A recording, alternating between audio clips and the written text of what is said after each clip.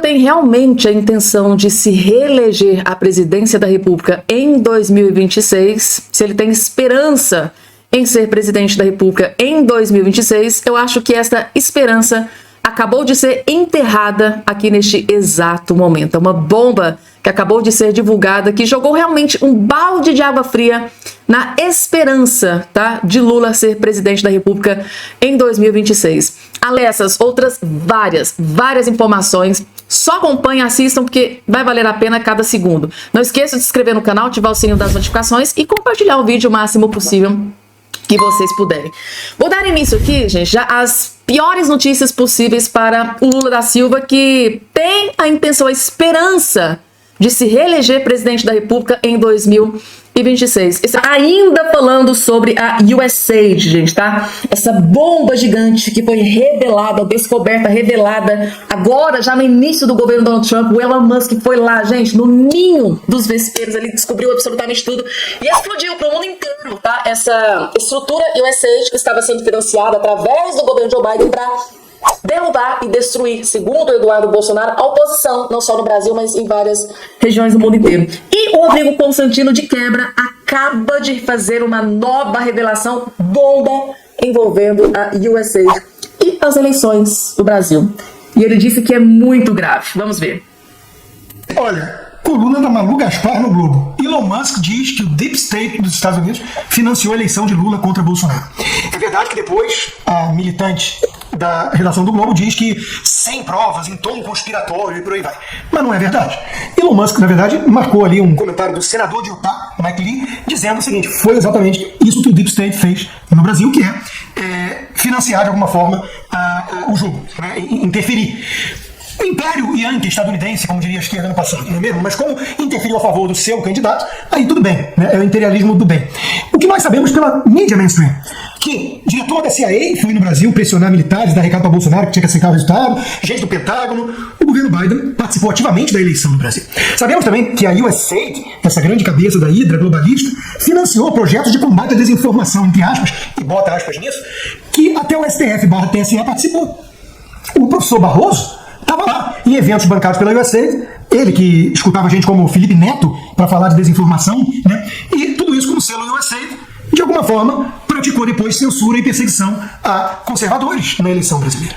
Então, quando um senador dos Estados Unidos faz uma denúncia dessa, e o Elon Musk, que comanda o DOD, o Departamento de Desburocratização, que está cheio de poder na mão, endossa e cita especificamente que, no caso brasileiro, houve uma intervenção do Deep State, do Estado, do aparato, do estamento burocrático do governo americano, isso é da maior gravidade. Não vai bastar, viu, Malu Gaspar, dizer que foi dom conspiratório sem evidência.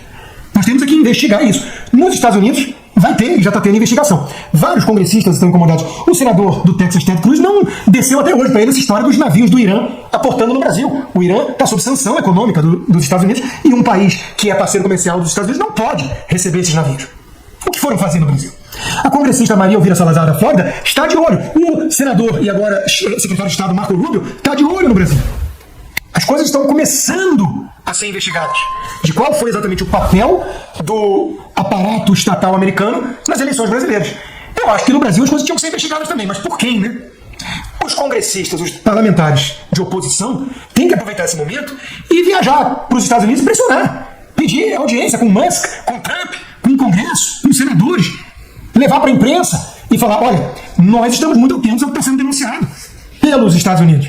E nós, inclusive, temos aqui mais uma penca de evidências, indícios de que houve sim uma intervenção para valer do governo Biden e que isso levou à criação de um aparato sem precedentes de censura e manipulação nas eleições. Vocês imaginem o Congresso americano, numa audiência para valer, a Fox News levando o vídeo do Barroso dizendo: nós derrotamos o bolsonarismo num convescote de comunistas da Uni. Os americanos não vão entender isso, mas ele é o juiz que cuidava do processo? Pois é. Está na hora de aumentar a pressão, ligar o maçarico. A hora é essa. A hora é essa, segundo aqui o Rodrigo Constantino. Gente, que gravidade, né? Quão grave é toda essa situação envolvendo a USA, de Donald Trump, Elon Musk, né? Interferência que pode ter acontecido aqui no Brasil, né? Bolsonaro fora da presidência, tudo tudo isso que está sendo revelado, essa lama, né, gente, que está sendo jogada no ventilador. E sabe o que eu acho mais interessante em tudo isso? Eu não vejo uma notícia, nem um rodapézinho, gente, tá aparecendo no Jornal Nacional, no Fantástico, nenhum jornal, nenhum jornalista militante esquerda. Gente, é um total, absoluto silêncio. E eu confesso uma coisa pra vocês, para todos eles estarem nesse silêncio total, é porque é muito pior do que a gente imagina. Pra Globo, pra CNN, pro UOL, pra esses jornalistas que recebem milhões do Lula, para todos eles estarem em silêncio para essa denúncia que o Donald Trump e o Elon Musk está revelando, não só aqui no Brasil, mas para o mundo inteiro, para eles estarem em silêncio, gente, tá? Para eles estarem protegendo tanto Lula, é porque é muito pior do que a gente imagina, tá? E a direita, a oposição tá aí. Está acontecendo reuniões, neste exato momento, inclusive vou trazer daqui a pouco essa informação para todos vocês, para revelar, gente, tá? Revelar a qualquer momento exatamente tudo aquilo que o povo brasileiro tinha dúvida. Vocês vão entender, daqui a pouco eu vou trazer para vocês, porque antes me enviaram um vídeo lá no meu Instagram que eu vim correndo trazer para vocês. Eu tenho certeza absoluta que vocês vão achar super interessante, porque denúncias envolvendo Joe Biden, governo Joe Biden e USAID, né, eleição aqui no Brasil, toda essa questão, se houve interferência ou não, isso aqui a gente não vê passando no Jornal Nacional, né, como eu acabei de mencionar para vocês.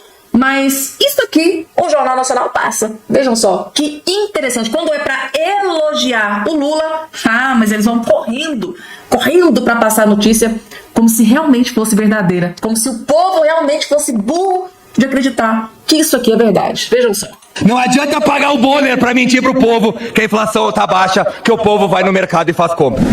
Presidente, ontem, o maior veículo de desinformação, custeado com dinheiro público desse país, deu uma notícia tendo a certeza que o povo é burro. Ontem o Jornal Nacional, chefiado pelo seu âncora William Bonner, trouxe a seguinte manchete, abrem-se aspas, nunca houve uma inflação tão baixa no mês de janeiro como agora, fecham-se aspas. Desde que o Brasil adotou o real como a moeda nacional, nunca houve uma inflação tão baixa no mês de janeiro. 0,16%. Pois bem, a notícia... Gente, a pergunta que eu me faço, será que esse dado veio do IBGE, do Postman, do aliado Lula, que está sendo denunciado pelos próprios dirigentes, né, dos diretores do IBGE, dizendo que o trabalho dele não está tão confiável assim? Será que o Jornal Nacional pegou esse dado do Postman, do IBGE do Postman, aliado do Lula? Que vergonha, gente, que vergonha, meu Deus do céu, que humilhante pra Globo, por causa de alguns milhões, se prestar a um jornalismo pichuleco. Vou até utilizar aqui uma palavra utilizada pela Cristina Grêmio, jornalismo pichuleco, que está se prestando, ridículo.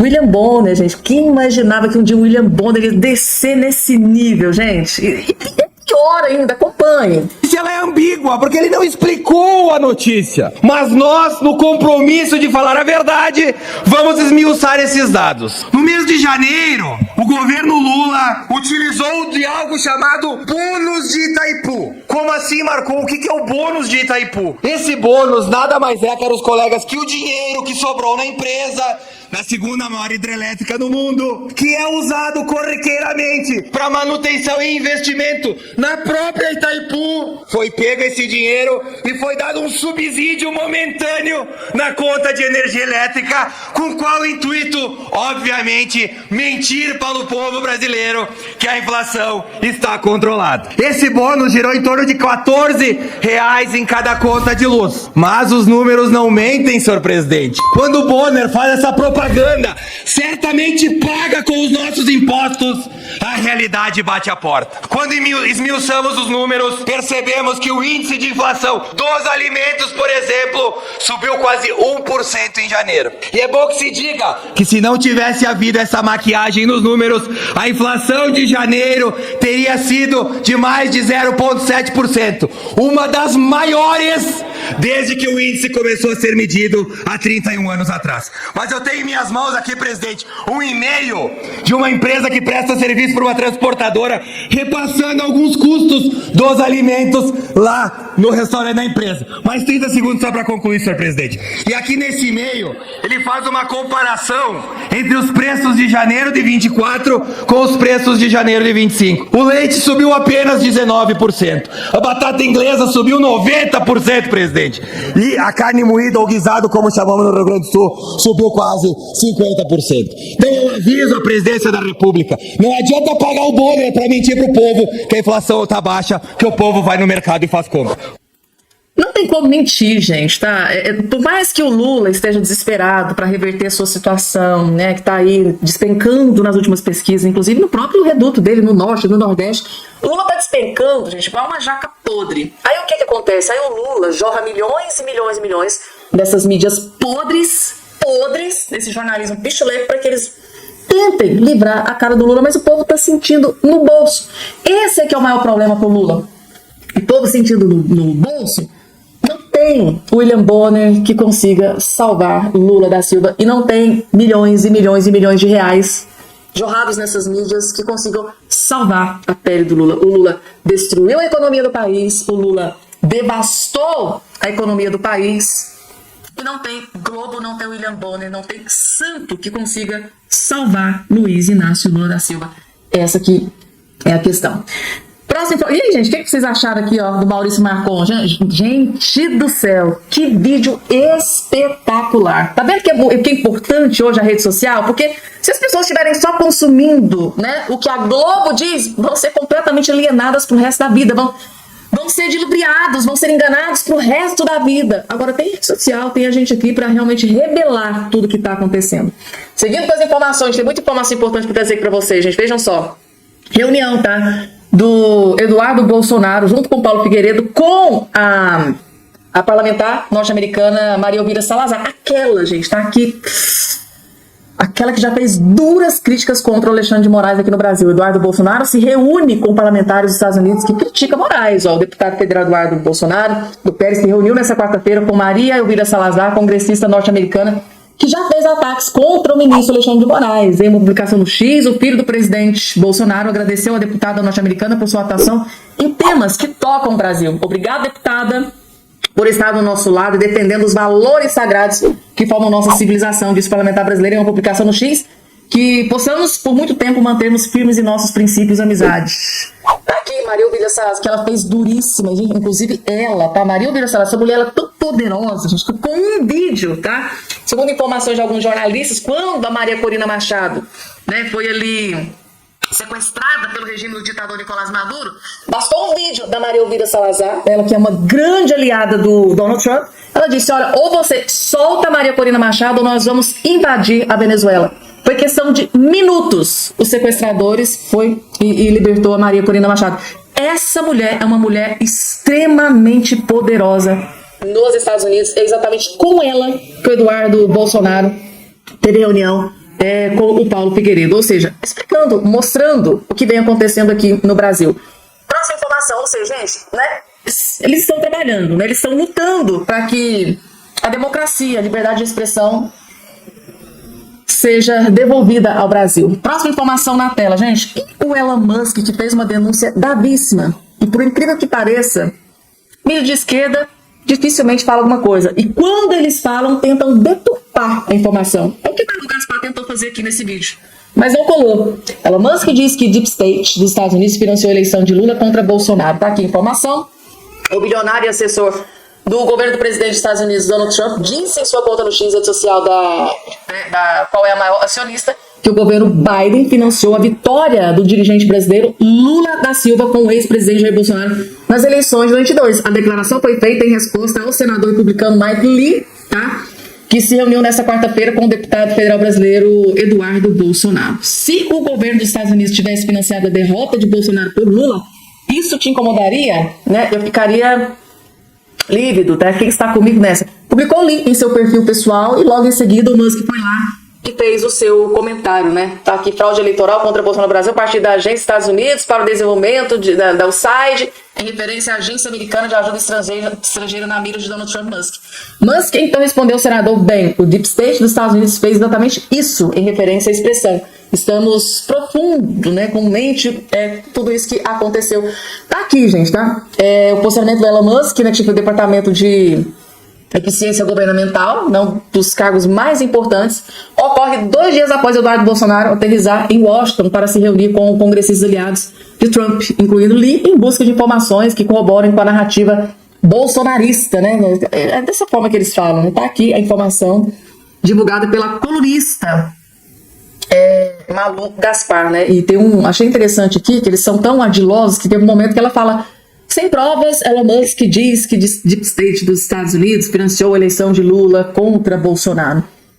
É isso aí, né, gente? Teve sim essa aqui, publicada pela Malu Gaspar, mas ela vem para distorcer a informação, fazer com que ela pareça que não seja tão grave quanto é. Esse é o trabalho da mídia de esquerda para tentar salvar, livrar a cara do Lula, é tentar passar a informação de forma que ela não seja tão grave quanto ela é, porque realmente é. Então tá aí, denúncia gravíssima de Elon Musk para com o Brasil. Próxima informação na tela. Gente, que tristeza quando eu tive acesso aqui a essa informação.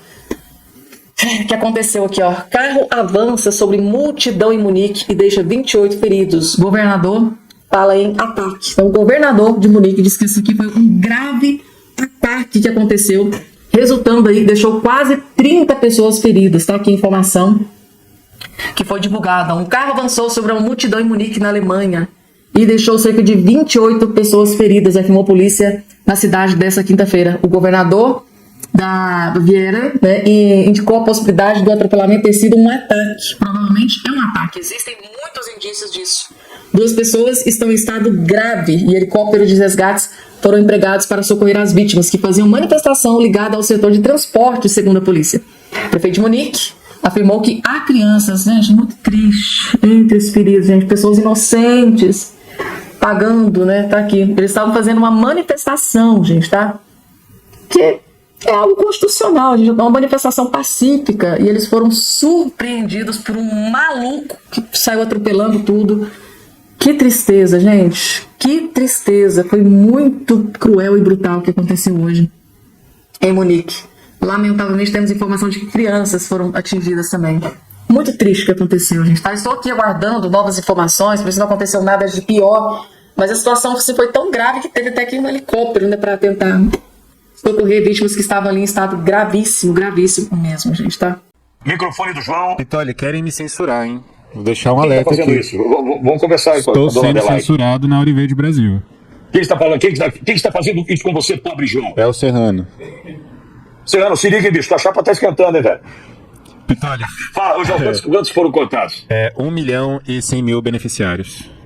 É isso aí. Então vamos lá. João, tem mais informação, não tem? Bem, o presidente Lula tem dado diversas entrevistas, deu recentemente em Minas Gerais, deu no Nordeste, deu no Sudeste e deu mais uma Tá hoje. dando mesmo, hein? Pelo amor de Deus, né? Você que falou, João, não fui eu. Ai, caramba. Olha, Assim como seu pai, como seu irmão, como seu vizinho, como não sei o quê. Tá estranho esse papo aí, João. olha, o presidente Luiz Inácio Lula da Silva disse hoje, em mais uma entrevista, que os 2 últimos anos de seu mandato são os mais importantes de sua vida. Sem citar se vai concorrer à reeleição em 2026, o chefe do executivo afirmou que passará a faixa de presidente a quem vencer o pleito. Abre aspas. Quero sair do governo de cabeça erguida. Como eu entrei de cabeça erguida, descer a rampa do Planalto e cumprimentar o povo. Eu não quero fugir para Miami. Não quero deixar de colocar a faixa no presidente que ganhar as eleições, não. Eu quero respeitar o resultado eleitoral e se alguém ganhar, eu vou lá entregar a faixa. Fecha aspas, declarou em entrevista à Rádio Diário FM de Macapá. Bom, ele não citou aqui o ex-presidente Jair Bolsonaro, mas Bolsonaro a gente lembra que, ele não participou da cerimônia de posse do presidente Lula em 2023. Ele estava nos Estados Unidos. Na ocasião, o presidente Lula recebeu a faixa presidencial de 8 pessoas, entre elas um menino e uma mulher negra, um jovem ativista lá na luta anticapacitista e um indígena também. Lembrando que várias dessas pessoas que foram representadas na posse do presidente Lula não tem reconhecimento nenhum do governo hoje em dia. Pitoli, foi mais uma série do governo federal. Exato. João, os 2 anos são os 2 anos mais importantes de quem disputou e ganhou a eleição de cabeça erguida. Ô, Lula, conta a verdade. Um dia você vai ter que contar a verdade ou a verdade vai aparecer. Né? Lula, vamos lá. Eu adoraria saber. Não é pergunta retórica, é uma pergunta de verdade. Você poderia contar pra gente, Lula, qual foi o acordo que fizeram com você pra te tirar da cadeia? Você poderia contar pra gente? Conta aí pra gente. Foram lá carceragem da Polícia Federal em Curitiba. Devem ter atrapalhado algum encontro ali íntimo com a Janja. Né? E aí você deixou de fazer com a Janja e veio fazer com o Brasil. Né? Se é que você me entende. Eu queria entender qual foi o acordo que fizeram com você para te tirar da cadeia. Chegaram lá numa boa, falaram: liberdade, Lula, elegido, Lula, ganhou eleição, Lula. Não teve nenhum acordo? Você vai dizer para mim que chegou lá de cabeça erguida? É uma informação de que a visita, gente, da Corte Interamericana de Direitos Humanos aqui no Brasil, vocês se lembram, né, do Pedro Vaca, está aqui no Brasil, né, já desde o início da semana, teve reuniões com o ministro do STF, com a oposição, né, teve ali a oposição também que teve reunião, depois ele teve reuniões com parlamentares da esquerda. Pois bem, gente, tá? Notícia que foi divulgada pela colunista Mônica Bergamo. Essa jornalista, como vocês bem sabem, quando ela tem acesso à informação, ela divulga, é porque a situação é extremamente grave. E ela teve a informação, né, ela teve uma fonte ali de dentro do STF, e ela revelou a informação de que o STF, ministros do STF, estão extremamente preocupados com o teor. Os documentos que a oposição entregou nas mãos do relator, né, das pessoas enviadas da Corte Interamericana de Direitos Humanos, eles estão extremamente preocupados com o teor, com tudo que foi entregue nas mãos, né, desses representantes da Comissão Interamericana de Direitos Humanos, no que isso pode prejudicar o STF aqui no Brasil e principalmente, vejam só aqui esse comentário para vocês entenderem o motivo deles estarem desesperados. Ó, reviravolta, Mônica Bergamo, jornalista de esquerda de carteirinha, diz que há muita apreensão no STF com o relatório da OEA. Se o relatório for muito duro, há um temor de que possa ser utilizado por Trump contra o Brasil, acho que mais especialmente contra o STF no Brasil. Antes de colocar o vídeo aqui para vocês, da Mônica Bergamo explicando o desespero dos ministros do STF com esse relatório, tem outro comentário da Bárbara que eu deixei de trazer para vocês, porque aqui ela explica também um dos motivos do desespero. STF preocupado com o relatório da CIDH, a Corte Interamericana de Direitos Humanos. A foto de capa censurada da Cruz, aquela foto, gente, tá? Do Dias Toffoli, do amigo do meu pai, pois é, aquela foto daquela matéria foi mostrada para o relator da OEA. De cara ele viu e eles explicaram por que a Cruz OEA fez aquela matéria que foi o estupim de tudo, foi o início de tudo, tá? Estampando Toffoli, né? Foi um fator, tá aqui, ó, foto de capa censurada da Cruz OEA, estampando Toffoli, foi um fator considerado impactante por todos que analisaram a cena. O inquérito das fake news foi aberto nessa época e entregue a Alexandre, que censurou a revista e investigou. É um dos pontos que estão preocupando alguns ministros do STF. Dias Toffoli, Alexandre de Moraes, porque depois da questão dessa capa da Cruz UE, foi onde tudo começou, iniciou ali o inquérito das fake news, e os deputados da oposição entregaram um monte de relatórios, documentos, comprovando tudo o que vem acontecendo, desde essa questão da censura da capa da Cruz UE até agora, os abusos de autoridade. Então, esse material foi entregue para, né, os representantes da OEA, é que vem preocupando muito os ministros do STF. Vamos entender aqui o que a Mônica Bergamo conseguiu de informação de fonte ali, né, de dentro do STF, para mostrar por que eles estão tão desesperados com o relatório que vai ser apresentado para o governo americano, para o Donald Trump e para o Elon Musk. Por que eles estão tão desesperados? Vamos entender? Vejam só. Do relator especial, né, visita do relator especial, né, do Pedro Vaca, que é um advogado colombiano, que é o relator da liberdade de expressão da Comissão Interamericana de Direitos Humanos, da OEA. A visita dele, Megali, está agitando bastante os bastidores de Brasília e tem gerado uma desconfiança em setores do governo Lula e entre ministros do Supremo Tribunal Federal, na mesma proporção em que está gerando entusiasmo entre os bolsonaristas, né? Então ele teve com os ministros do Supremo Tribunal Federal, ele teve uma reunião com o presidente do Supremo, Luiz Roberto Barroso, e com o Alexandre de Moraes, e a conversa foi boa, foi amistosa, né? Mas apesar disso, há uma desconfiança de que ele vai fazer um relatório com críticas, né? E que essas críticas, Megali, não vão ser simplesmente críticas que vão ser rebatidas, ponto final. Não, com críticas, né, que vão ser usadas por integrantes da oposição para politizar o já previsto julgamento de Jair Bolsonaro. Qual que é o desespero aqui, gente, tá? De alguns ministros do STF? Porque a oposição, ela foi ali, né, na presença do representante da OEA, além de fazer as críticas, eles entregaram documentos comprovando tudo aquilo que eles estavam denunciando. Aí é que começa o desespero. Acompanhe para vocês entenderem. usadas por integrantes da oposição para politizar o já previsto julgamento de Jair Bolsonaro. Vai ser tudo ao mesmo tempo, quer dizer, provavelmente o Supremo nesse semestre ainda marca o julgamento do Bolsonaro, né? Vai ser oferecida a denúncia contra ele pela Procuradoria-Geral da República. A partir daí começa a discussão do julgamento, ao mesmo tempo que vai começar a discussão deste relatório. Então o conteúdo desse relatório, ele não vai ser um conteúdo inocente ou um conteúdo técnico simplesmente que vai aparecer na imprensa e tudo bem. Não, vão ser duas coisas paralelas. Então esse é o temor, né? Depois que ele conversou com os magistrados, ele teve um encontro com parlamentares bolsonaristas, que eu não sei se você teve a oportunidade de ver os vídeos, Megali.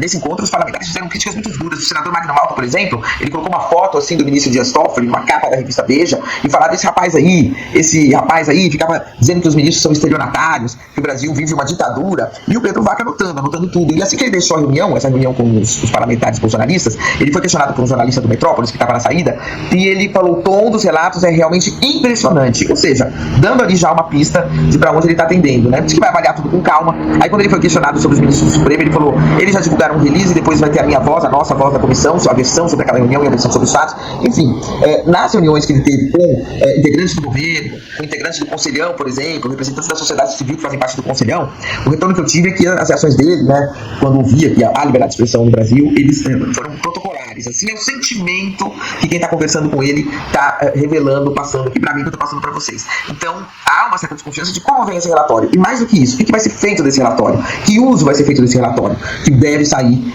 exatamente no timing aí, do julgamento do ex-presidente Jair Bolsonaro. Há um temor também, ou uma percepção de que um relatório duro pode ser usado eventualmente até por Donald Trump para fazer alguma crítica, algum ataque ao governo brasileiro. Mas isso já é uma segunda consequência. A consequência principal é o relatório ser divulgado no momento em que o Supremo vai estar julgando o Bolsonaro.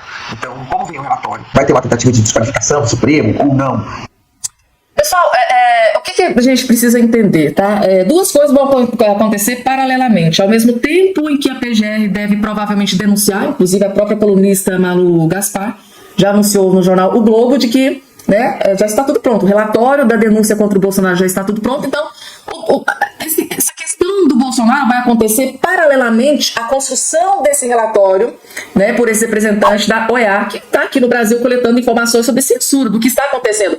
E o que eu achei muito importante, que foi uma estratégia muito importante da direita, é que tudo que eles denunciaram, eles provaram, que é um grande diferencial. Eles fizeram a denúncia e mostraram documentos, inclusive eles saíram de lá, da reunião, o pessoal da OEA, com uma pasta, com um monte de papel, porque realmente a oposição foi para ali, foi pro tudo ou nada. Nós vamos denunciar, só que nós temos que ter o cuidado de provar tudo que a gente está denunciando. Então eles foram entregar um monte de material para a OEA, e o relator, o Pedro Vaca, ficou impressionado com as denúncias que ele recebeu naquele dia daquela reunião. Então, assim, gente, muita coisa vai acontecer. Ao mesmo tempo, né, que toda a situação do Bolsonaro junto à PGR e o STF vai estar acontecendo, esse relatório vai ser construído pela OEA, e o temor do STF, de alguns ministros do STF, é exatamente o que vai constar nesse relatório, e principalmente o temor gigante o que vai ser feito com esse relatório? Vai ser entregue nas mãos do Donald Trump e do Elon Musk? E, a depender das denúncias que vai ter dentro, né, do contexto desse relatório que vai ser elaborado pela OEA, dependendo da gravidade da situação, do que for entregue, se for entregue nas mãos do Donald Trump e do Elon Musk, o que pode acontecer com o judiciário no Brasil e com o governo brasileiro. Então, esse é o temor. Então, são duas situações paralelas que vão acontecer ao mesmo tempo que vai acontecer toda essa questão envolvendo o Bolsonaro com a PGR e o STF, vai estar sendo feito, gente, tá? Exatamente no mesmo momento, nos mesmos meses, vai estar acontecendo a construção de um relatório falando sobre os abusos que estão acontecendo aqui no Brasil, abuso de autoridades e toda essa questão. Tá vendo só onde que tá pegando o X da questão? Então, essa grande preocupação. Agora, essa questão, gente, tá? Inclusive, eu vi um comentário de uma jornalista dizendo o seguinte: pode ser que pelo fato deste relatório estar sendo construído de um lado, pode ser que aqui dentro do STF, durante o julgamento do Bolsonaro, pode ser que a tendência seja assim deles pegarem menos pesado. Será que isso vai acontecer mesmo em se tratando de PF, Alexandre de Moraes, Dias Toffoli, Gilmar Mendes, que vem aí falando da torta direita, que é completamente contra a anistia?